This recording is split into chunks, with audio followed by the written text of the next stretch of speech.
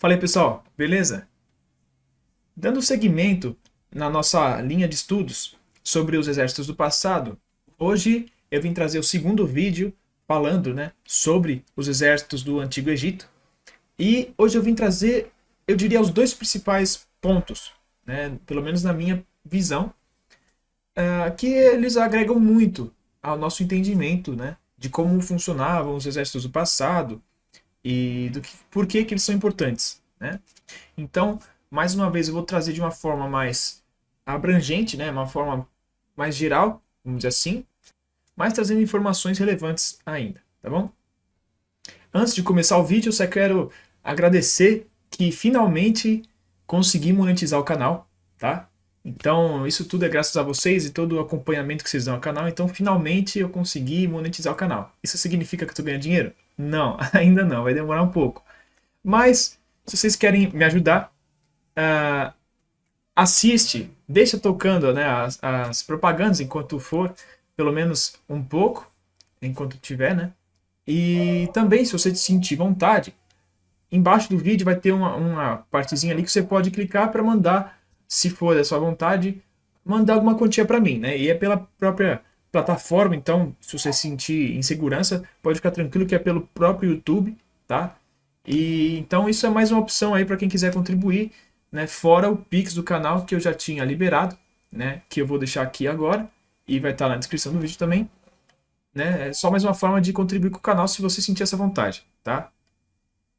E só agregando isso, já que eu entrei nesse ponto, eu também falo algumas coisas, tanto no meu Instagram, para quem quiser ter mais informações, e eu tenho também o Telegram do canal, que eu trago mais notícias sobre como estão acontecendo algumas coisas no mundo, trago algumas informações relevantes, Então, se você gosta desses assuntos, fique à vontade e se inscreve lá no Telegram e no Instagram, tá bom? Então, sem mais enrolações, vamos para o vídeo de hoje. Quando a gente fala do Egito Antigo, a maioria das vezes que a gente já pensa direto nas grandes obras deles, Então a gente pensa nas pirâmides, na esfinge, nos obeliscos, Porque realmente os egípcios eles eram ótimos construtores, Eles tinham uma engenharia, de uma forma geral, muito boa, E eles eram bastante criativos e bastante esforçados, Bastante trabalhadores. Então, se vocês verem, por exemplo, aqueles complexos de templos que eles criavam, vocês percebem que eles conseguiam construir qualquer coisa que eles queriam. E por que eu estou falando isso? Eu vou falar primeiro aqui da engenharia militar deles, tá? Que acho um ponto muito interessante, porque se a gente for pensar, tendo em base o que eu falei no primeiro vídeo, a gente tem que fazer uma ordem cronológica, A gente começa desde a época do começo da civilização, Claro que ali ainda não se aplica tanto o que eu vou falar agora, mas conforme o tempo vai passando, eles já vão começando a construir edificações militares, tá? E para vocês terem uma noção, no ano mais ou menos ali na década de 1860 a.C., eles já criavam construções que a gente só foi ver novamente já no fim do Império Romano ou já na Idade Média, Eles criaram verdadeiras mini cidades, até são castelos, praticamente, porque eles conseguiam construir algumas fortificações muito interessantes, Isso também a gente deve levar em conta. Eles usavam mais ou menos a mesma técnica que eles usavam nas construções maiores, Então eles usavam muito tijolos, Então eram muralhas de tijolos, mas elas conseguiam fazer enormes e eram extremamente eficientes para a época. Então eles conseguiam fazer bastante, muralhas bem altas e bastante espessas, por exemplo, algumas com mais de 10 metros de altura, com mais de 4, 5 metros de espessura também. E então eles conseguiam fazer maravilhas da engenharia para a época, tá? E por que eles faziam essas fortificações? O Egito é o Nilo e o Nilo é o Egito, Isso é uma coisa que quase todo mundo sabe, A relevância do Nilo para o Egito, especialmente o Egito Antigo, mas até hoje. E desde o princípio da civilização egípcia, eles dependiam muito do Nilo, tanto para irrigação, e tudo mais, mas também para transporte. Então, o Nilo era basicamente a rodovia que eles tinham na época, tanto para subir quanto para descer o Egito, de um lugar para outro do reino. E para você controlar, né, você tem que controlar alguns pontos específicos, como se fosse, por exemplo, os pedágios de hoje, né? Ou pelo menos postos do que hoje a gente faz aqui com os postos da Polícia Rodoviária, por exemplo, né? Eles precisavam controlar alguns pontos, né? Então eles tinham uma série de fortificações dessas, né, para controlar o fluxo do rio, né? O fluxo de tráfego, né? Então, para evitar, por exemplo, ladrões ou pirataria, né, efetivamente falando, contrabando, ver quem está passando por ali, né, e também evitar incursões, né, especialmente no sul, no fim do Velho Reinado, no período intermediário ali, salvo engano, para impedir as incursões núbias, né, que é onde hoje é o Sudão ali, né, o povo que vinha dali, que era o principal vizinho egípcio, né, era eu diria até a principal relação que eles tinham. É uma relação de amor e ódio, né, que em momentos eles guerreavam, em momentos eles eram bastante íntimos, mas então era para evitar incursões desses povos núbios, tá? Então eles construíram uma série para defender e também mais indo para o novo reinado, eles construíram uma série também de fortificações no delta do Nilo, né, em várias partes ali, e foram extremamente importantes até, por exemplo, no momento das incursões que eles sofreram, né? Então, desde os Ixos, mas especialmente já mais para o fim do Império, né? Que foi no momento das invasões dos povos do mar, tá? Então, essas fortificações foram extremamente importantes. E não era só para as construções que eles usavam a criatividade deles, né? Eles desenvolviam muitas ferramentas muito interessantes, né? Algumas até são difíceis de acreditar, né? Mas eu não vou entrar muito no detalhe hoje. Mas eles criavam muita coisa interessante para o que eles precisavam ali, né? E então a capacidade deles de criar ferramentas se aplica até ao meio militar, né? E a gente pode ver aqui, é muito interessante analisar com o tempo que você vai vendo não só o desenvolvimento de novas tecnologias, novos armamentos, mas é basicamente o início da civilização humana, né? Como eu falei agora, né? Pouco, mas também no último vídeo, que era mais bem explicado, você vai vendo o passar das eras, né? Então, por exemplo, o Velho Reinado é o início da civilização, né? É quando a gente está saindo praticamente da Idade da Pedra.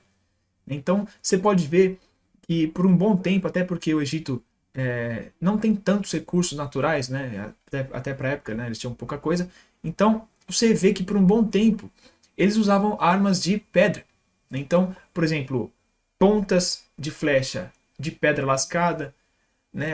Porretes, machado, né? Com pedra lascada, assim como a gente pensa dos indígenas da América do Norte, por exemplo. Vários tipos de armas de pedra. E com o passar do tempo você vai vendo isso evoluindo, né? Mais da metade, já pro fim do Velho Reinado, você vai vendo eles com obsidiana, já ainda é pedra, mas já é um trabalho muito interessante nas pedras, né? Não é aquela pedra lascada, já são trabalhos muito bem feitos, e obsidiana também é uma pedra diferente, né? Se você fizer direitinho, ela pode perfurar bastante, né? É quase uma lâmina, né? Isso os astecas, se não me engano, usavam obsidiana também. Eles conseguiam fazer espadas, entre aspas, que até decapitavam. Então, só para dar uma dimensão de como a obsidiana pode ser cortante. Mas então, eles faziam armas mais rudimentares, né? E conforme o tempo foi passando, já ali mais ou menos no período intermediário, começa a Idade do Cobre. E é onde justamente aparece o uso do cobre pelas primeiras vezes ali, né, pelos egípcios, especialmente quando eles começaram a ter contato com outros povos que já utilizavam o cobre. Então, no momento em que eles começaram a ficar ultrapassados, vamos dizer assim, tecnologicamente, eles começaram a correr atrás e desenvolveram armas também de cobre, né? Então, elas são muito superiores às armas de pedra, né? O problema é que o cobre ele também não é um metal feito para esse tipo de ferramenta, vamos dizer assim, né? Por quê? Ele perde o fio muito rápido, né? Então, o cobre ele é muito mais indicado para você fazer ferramentas, vamos dizer assim, do que objetos, né? Por exemplo, de um uso mais doméstico, né? Então, por exemplo, vasilhas, utensílios de uma forma geral de cobre são muito melhores. Só que armas não funcionam muito bem, né? Então, eles usaram por um bom tempo, só que não não é tão adequada, né? Então eles percebiam essa deficiência.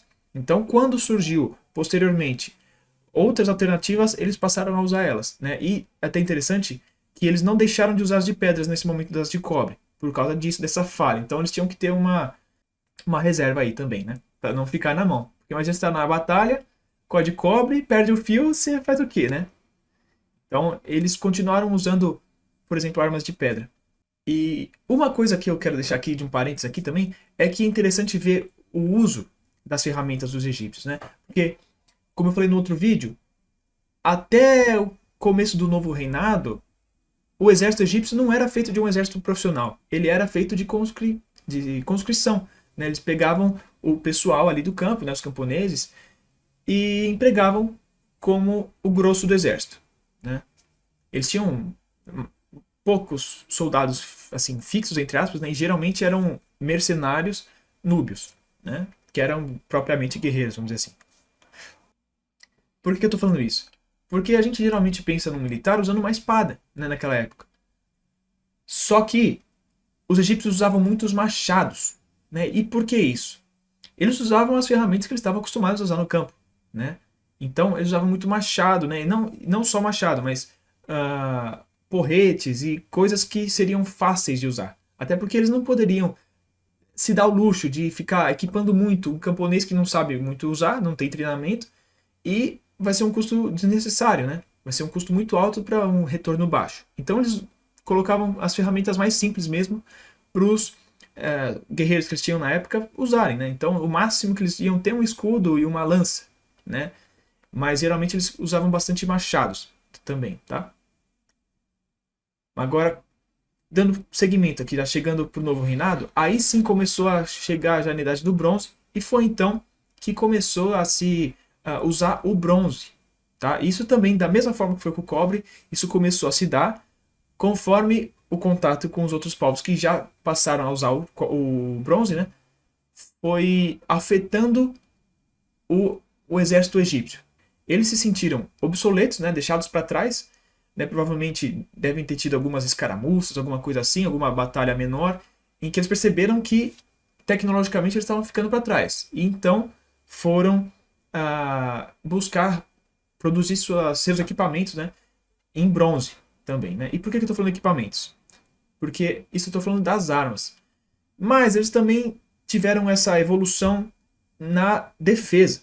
Né? Por muito tempo eles só usavam escudos. Né? Porque como eu falei, você vai dar uma armadura para um peão que vai morrer daqui a pouco, porque ele não tem treinamento? Não, é um gasto desnecessário. Então, o máximo que eles tinham eram escudos. E com escudos grandes e tal, até por causa disso, eles não precisariam de uma proteção tão grande aqui no corpo, né? Porque já tinha um escudo bem grande. Então, conforme o tempo foi passando, eles também foram se equipando mais. Então, passou-se a usar, primeiramente, couro, né? Eles começaram a usar peitorais de couro, né? E até chegar no bronze, que aí sim foi quando começou a ter algum tipo de uma armadura, né? E aí exatamente as escamas de bronze, né? A gente pode ver até isso em alguns faraós e tudo mais, né? Porque aí sim, nesse momento, era um momento que já existia a classe militar e eles eram assim mais equipados. Aí eles tinham mais proteção mesmo, né? Isso até com capacetes também. E essa relação tecnologia com material também é muito interessante a gente ver, porque como eu falei também, a extrema importância do contato com os outros povos também foi muito relevante. Por que eu estou falando disso? Quando o Egito começou a se expandir mais, eles já dominaram lá a região do Levante, por exemplo, até aquele momento os navios egípcios, por mais que eles tivessem avançado, eles eram feitos de junco. É uma planta, né, que eles fazem um traçado assim, junta tudo e fazem um barco. Porque no Egito não tem muita madeira, né? Porque vamos pensar, é um deserto inteiro e só aquela faixa do Nilo que tem árvores, vamos dizer assim, né? Então não existe muita madeira. E a pouca que tem, eles não vão usar para fazer barco, né? Então o que acontece? Eles não usavam muitos barcos militares assim grandes por conta disso, não, eles usavam muito junco, tá? E quando eles dominaram lá, especialmente a região ali onde hoje é o Líbano, né? Então a região da Fenícia, principalmente a cidade de Biblos, né? Eles passaram a importar a madeira de lá, né? E por vezes até eles compravam navios prontos de lá também, né? Mas com a madeira que eles começaram a importar, aí sim eles passaram a fazer seus próprios navios militares mais robustos, né, com uma estrutura mais adequada, né? Porque, como eu falei, antes eles usavam só junco e especialmente para transporte de tropas, né, que era o que eles precisavam na época. Eu não quero entrar muito no tópico do uso da marinha hoje, né, porque não é o assunto, mas você vê que essa relação começou a ampliar a gama de possibilidades dos militares egípcios, né? E um dos pontos principais, eu diria, na questão do contato com os outros povos, eu diria que é a engenharia reversa, né? Que, como eu já falei um pouco assim de cima, esse contato, né, do avanço dos materiais, né? Não tem um exemplo maior do que o das bigas, né? A gente conhece muito as bigas por conta do uso dos egípcios, né? Eles são famosos, né? Os faraós todos têm as imagens pintadas em suas bigas, né?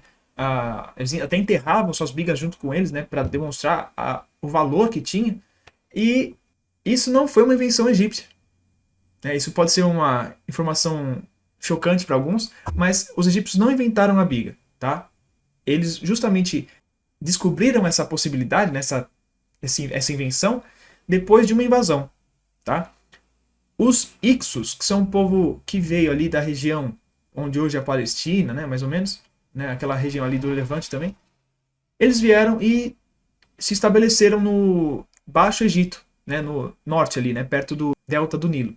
E por um bom tempo eles ficaram lá, né, esse foi o período intermediário, né, do Reino Médio. E então eles tinham as carroças deles, né, essas bigas deles, só que era diferente dos egípcios, né? Isso foi uma revolução para os militares egípcios.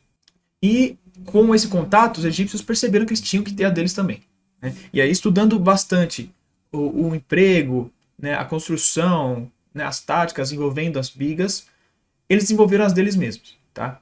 E é interessante a gente perceber isso porque as bigas egípcias são completamente diferentes dos outros povos ali da época, né?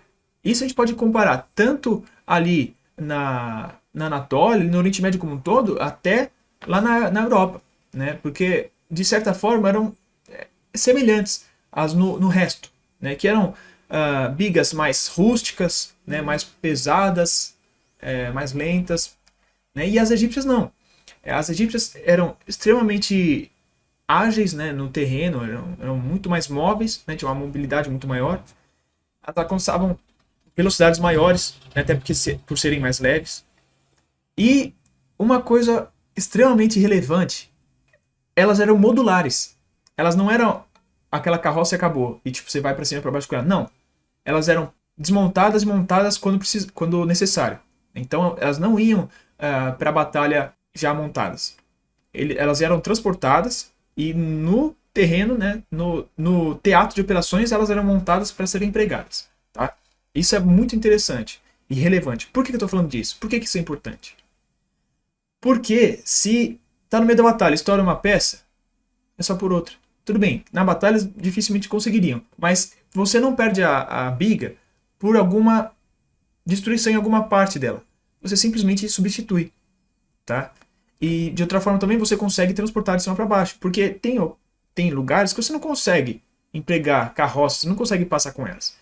Então, por exemplo, na batalha de Megiddo, eles tiveram que passar por umas partes que eram extremamente estreitas, tanto que a coluna de infantaria que avançou teve que fila única, fila indiana, né? Então, imagina passar com uma biga num negócio desse, não tem como. Agora, transportando ela assim, é possível. Entendeu? Então, essa é uma mudança muito grande. Imagina na época também. Hoje a gente até consegue pensar peças, tal, negócio. Mas e naquela época? Ninguém pensaria isso. Mas os egípcios fizeram mesmo assim, tá? Até para isso possibilitou também a fabricação em escala, né? Então, imaginem isso na época, tá? Isso possibilitou até o uso bastante maciço de bigas pelos egípcios, né? Tanto que a batalha de Kadesh tiveram mais de 6 mil bigas em campo, tá? Dos dois lados, né? Não só dos egípcios, mas dos hititas também. E como eu comecei a tratar esse assunto mais logístico, né? Eu vou trazer esse outro assunto que eu acho extremamente importante, que é a parte logística, né? Da força egípcia, que eu acho sensacional. Vamos partir do princípio que também uma das coisas que quem conhece um pouco de Egito pensa muito fácil é a questão dos escribas, né? o Egito, ele dava muito valor para os escribas, né? Tanto que tinham muitos também. Porque eles eram os responsáveis por controlar tudo, documentar tudo, né? Então, vamos partir desse princípio, que eles usavam bastante os escribas. Então eles tinham controle sobre a quantidade de recursos que eles tinham levado, quantidade de guerreiros, tudo, né? Isso é uma coisa que a gente tem que prestar atenção porque é uma coisa extremamente importante que até exércitos hoje falham nisso, né? Hoje que é tão fácil você escrever, todo mundo escreve, você tem acesso ao celular, computador e tudo mais, esses controles são falhos. Imagina naquela época, e os egípcios conseguiam fazer. Então, isso é uma coisa muito importante, que a gente não pode deixar de levar em conta, tá? Porque é sempre bom falar de novo.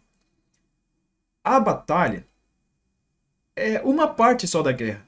E geralmente ela é só o fim do todo. Né? Tem guerras que são resolvidas sem batalhar, vamos dizer assim, né? A questão logística, né, a psicológica, tudo, tem muita coisa antes da batalha em si. Tá? Então, essas coisas são vitais. Né? Você pode perder uma guerra sem nem ter lutado ainda. Por quê? Se você não tiver uma logística eficiente, você não tem equipamento, não tem comida, não tem suprimento. Né? E, por exemplo, é o que está acontecendo na Ucrânia agora. Então, vejam como isso é extremamente relevante. Entender esses conceitos que não é só batalha. Porque todo mundo quer saber da batalha, do pau comendo, né? Ali da treta rolando. Né? A gente vê os filmes, só tem as batalhas lá. E a parte logística? Ninguém conta isso. Então, isso, para quem quer saber de verdade essas partes, olhem essas outras coisas, né? Os bastidores das guerras. Isso é a parte mais importante, eu diria até. Tá? Até o Santos diria isso também. Continuando essa parte do controle, né? Por muito tempo, né, até de acordo com aquilo que eu falei lá, que a maioria, uma boa parte do tempo, não eram soldados profissionais, eram guerreiros camponeses, vamos dizer assim, os salários deles não eram pagos em dinheiro, propriamente dito. Não existia moeda ainda naquela época. Então, eles eram pagos com cereais e, ocasionalmente, cerveja também, que era o que eles produziam ali também, né? Então, imagina você também pensar o controle que eles tinham que ter da produção dos cereais lá, e depois do transporte, e depois de cada um receber a sua parte e tal. Entendam como isso é relevante. Tá? E agora, por que eu estou seguindo essa linha também? Porque esse controle, a falta dele, ocasionou um grande problema. Né? Conforme o tempo for passando, e já chegou no momento do novo reinado, que já tinha classe militar, que já tinha uma moeda, o salário deles passou a ser pago em dinheiro, né, nessas moedas, em ouro. Quando chegou o momento ali das invasões dos povos do mar, né, que são uma das partes do apocalipse da Idade do Bronze, né, que foi o fim ali na crise que o pessoal chama, né, crise da Idade do Bronze, o esforço de guerra do Egito foi tão grande para enfrentar essa ameaça, que eles simplesmente entraram em uma crise econômica abismal. Eles não conseguiram retornar depois daquilo. Né? Porque todo o tesouro que eles tinham, basicamente, eles investiram na guerra. Tá? Por quê? Porque houve a falha desse controle. Tá? Então percebam como ter é importante e não ter é perder. Isso também foi importante porque, por essa crise que se tornou, claro que teve outros problemas também, mas isso abriu a possibilidade para que os assírios viessem a dominar o Egito depois. Tá? Então, vejam como esses bastidores contam muito. Tá? Por isso que eu gosto tanto de ressaltar isso. Né? É agora nos egípcios, foi com os romanos que eu já falei, e vai ser com todos os outros que eu falar, claro, que eu tiver as informações, né? Porque tem coisa que a gente não tem como saber. Mas sempre que eu souber, eu vou trazer essas informações que eu acho extremamente relevantes para vocês sobre todos os povos que a gente vier a tratar aqui no futuro, tá bom? Agora o ponto que eu mais queria falar. Eu falei brevemente também no último vídeo, né, no primeiro dos egípcios, a questão da expansão dos territórios egípcios, né, no período intermediário e mais para o novo reinado. Né. A principal campanha foi a campanha do faraó Tutmosis, que foi a que eles tiveram a sua maior extensão territorial, chegando até ali nas fronteiras ali dos outros impérios. Né. Ele foi responsável pela vitória na Batalha de Megido, que eu falei, que foi uma das principais batalhas dos egípcios, né? O faraó Tutmosis, ele conseguiu juntar um exército de 12 mil guerreiros para ir guerrear lá. Só que naquela época, eles tinham que atravessar o meio do deserto. E não existia estrada, não tinha nada, eles tinham que atravessar o deserto mesmo. Né? Então imagina você abastecer 12 mil soldados atravessando o deserto, né, sem ter estrada, sem ter nada. É muito complicado, né? O faraó, ele desenvolveu uma rede, vamos dizer assim, logística extremamente engenhosa, né, muito interessante, que basicamente foi o seguinte: antes da chegada do exército, ia um comboio na frente criar um entreposto, vamos dizer assim, né, onde eles se ressupririam, principalmente com água, né, que a gente pensa no deserto, pô, aquela sede, né, aquele calor maldito. Eles faziam o quê? Eles abriam buracos, né, escavavam buracos e colocavam jarras, daquelas ânforas enormes, na verdade, né, de água, cobriam e enterravam. Por quê? O deserto é complicado porque de dia ele é muito quente, mas de noite ele é muito frio, tá? Então, acabava com esse frio, ele acabava conservando a temperatura assim fresca da água, e quando chegava o exército, eles tinham água fresca para tomar. Então, eles conseguiram se ressuprir no caminho inteiro até chegar ali nas regiões, né, ali de Canaã e tal, né, vamos dizer assim. Isso é muito interessante, porque vocês podem pensar, isso aí é simples, né, não, isso é besteira que tá falando. Mas hoje já seria muito complicado fazer isso, né? É uma ideia fácil, uma ideia simples, não é fácil, mas simples, mas execução é muito complicada, né? E outra, até as quantidades são absurdas, né? Porque eu coloquei aqui, ó, por dia esse exército precisava de 14 toneladas de grãos por dia, de novo, e 50 mil litros de água. Então vocês acham que é pouca coisa? Não. É um esforço muito grande. Tá? É por isso que eu estou falando mais uma vez. O esforço de guerra, sem ser só nas batalhas, é uma coisa absurda. Tá? Por isso que a gente tem que dar muito valor a isso aqui. Porque vamos pensar, se a gente pensasse, né, só na batalha, e a água, e aqui o negócio, o guerreiro vai chegar como lá na batalha? Não chega, porque ele já morreu no deserto de sede e desidratado, né? Então é por isso que eu fico batendo tanto nessa tecla, tá? Com essa linha, eles conseguiram chegar lá, venceram e aí conseguiram controlar toda aquela região. E aí está uma outra parte aqui. Depois disso, eles perceberam que fazer isso era insano, não daria para depender o controle daquelas regiões, né, só baseado nisso. Então, foi nesse momento então que eles passaram ao quê? A ter uma marinha para transportar, né? Então, não só transportar as tropas de lá para cá, o que foi feito, né, o que possibilitou até o controle egípcio daquelas regiões por muito tempo, né? Porque se fosse para ir pelo deserto toda vez, eles não iam conseguir nem chegar e mal eles iam conseguir exercer o controle deles, né? Agora, indo de barco, né, era muito mais rápido e eles conseguiam, né, se manter presentes ali. E também, né, como eu já falei, depois de eles terem dominado aquela região, possibilitou que eles tivessem seus navios feitos de uma forma mais adequada, né? Isso também melhorou essa questão das rotas marítimas, né? Isso aumentou muito, né? Tanto que os egípcios passaram a ter um maior comércio exterior, vamos dizer assim, né? Então eles começaram a comercializar com a região ali onde hoje é o Chipre, né? Com todos os reinos, vamos dizer assim, todos os povos ali no Mediterrâneo Oriental. Então isso também foi extremamente relevante. Tá? Isso tudo também possibilitou a logística melhor, porque também melhorou a tecnologia deles de embarcação, né, permitindo que eles também fizessem navios modulares, né, como as bigas também. Tá? Então isso também aumentou a capacidade do controle territorial egípcio. Então, por hoje é isso. Eu espero que tenha ficado claro aqui a importância de entender esses aspectos de bastidor, né, como eu falei, da guerra, porque olha tudo isso aqui que os egípcios fizeram, né, todos esses pontos que eu falei. Pô, em filme você não vai ver falando isso, talvez um documentário específico, mas o pessoal não quer saber disso, mas é extremamente importante, porque sem essas capacidades, muitas coisas não teriam ocorrido, né, como eu acabei de falar da Batalha de Megido, por exemplo. Foi uma batalha que mudou simplesmente a história, não só do Egito, mas de todo o Oriente Médio ali, né, naquela época, que se não fosse a logística eles não teriam conseguido.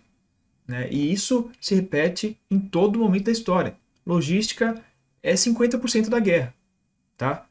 Então, isso que eu queria deixar bem claro para vocês e dar algumas ideias de como isso acontecia, né? Então, se você gostou desse vídeo, se você gostou desse assunto, né? Se você gosta de história militar, de geopolítica, relações internacionais, se inscreve aqui no canal, né? Ativa o sininho para não perder nenhum vídeo. Deixa o like se você gostou do vídeo, porque isso ajuda muito o canal para o YouTube entender que é um conteúdo relevante e mostrar para mais pessoas, né? Qualquer crítica, qualquer sugestão, deixa seus comentários aqui embaixo também, que são muito importantes para mim, né? Para a gente conversar também, trocar algumas informações.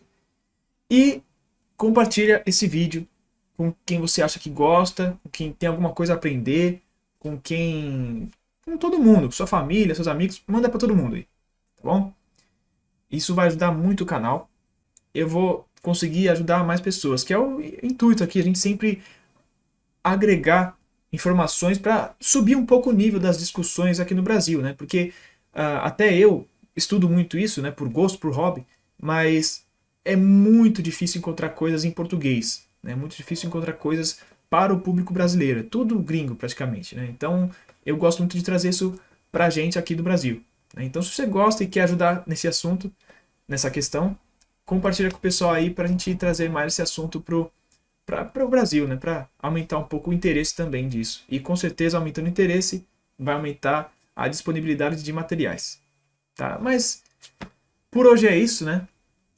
Se alguém tiver alguma sugestão de assunto, se alguém quiser algum povo específico, deem suas sugestões, que eu sempre escuto muito o que vocês falam, né? Às vezes não dá para fazer alguma coisa ou outra, mas eu escuto muito, né? E podem ter certeza que muitas coisas que vocês falam estão anotadas aqui, tá? É só que é tanta coisa que acontece que fica difícil às vezes, né? Mas mandem suas sugestões aqui que me ajudam bastante também. E é isso por hoje, gente. Então, valeu, espero que tenha sido um vídeo bom para vocês também, que tenham aprendido alguma coisa e até o próximo vídeo.